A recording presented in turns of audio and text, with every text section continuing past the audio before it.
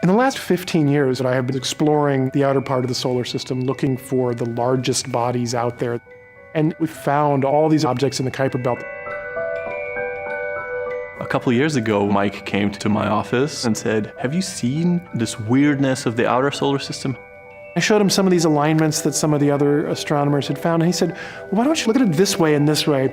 It was a gravitational one-way sign towards something distant and something massive lurking in the shadows. Predicting that there's a planet in the outer solar system is something that's been going on for 150 years, and 150 years it's always wrong.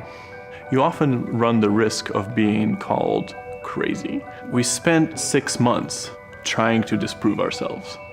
We needed to be as certain as possible if we were going to say it's really out there.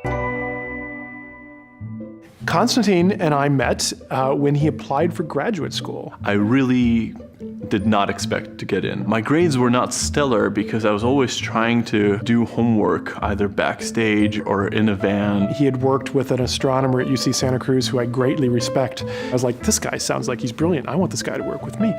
I actually got the acceptance email from Mike Brown. It's a common name. And then it sort of hit me, oh my God, this is the Mike Brown. It doesn't say go away. Before Konstantin graduated, we were like, go off and do a postdoc for a couple years, but then come back. We would like you to be a professor here. He's like, that sounds good.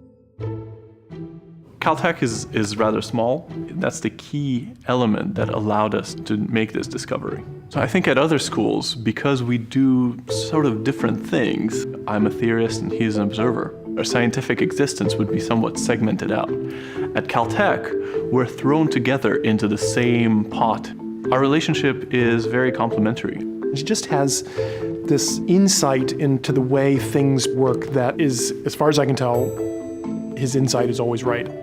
We are literally a couple doors down from one another. So we talk all the time. It's like what happens when a great car designer meets a great car tester.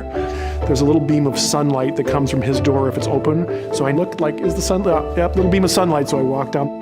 There's no barrier. When I have just one dumb little idea, I can walk down the hall and sit down and start talking about it. People would walk in on us and think that we were just having these heated arguments. Something began to stick out.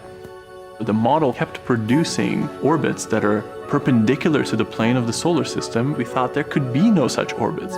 I went to Mike's office, said, I think we are wrong. And Mike said, let's look at the data. I went and looked at the catalog of all the known objects, and there were 5 objects that are indeed perpendicular to the solar system. And I looked at Konstantin, I said, if they're in these 2 locations that we're predicting, my head's going to explode. And so I did the calculations quick, pressed the button so we could plot where they were, and they fall exactly where the planetary model predicts them to be. Can only be explained by one large planet on this very eccentric orbit. This was a true breakthrough moment. We are the first people in 150 years who aren't the crazy people.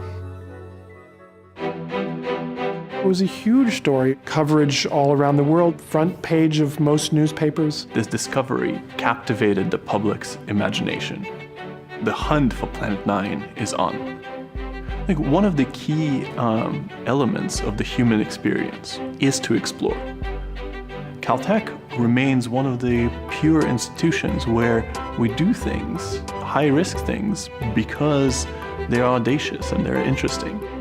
When you're in this very special, small place with very many smart people, ideas that would not come from other places can bubble up from here, can be supported here.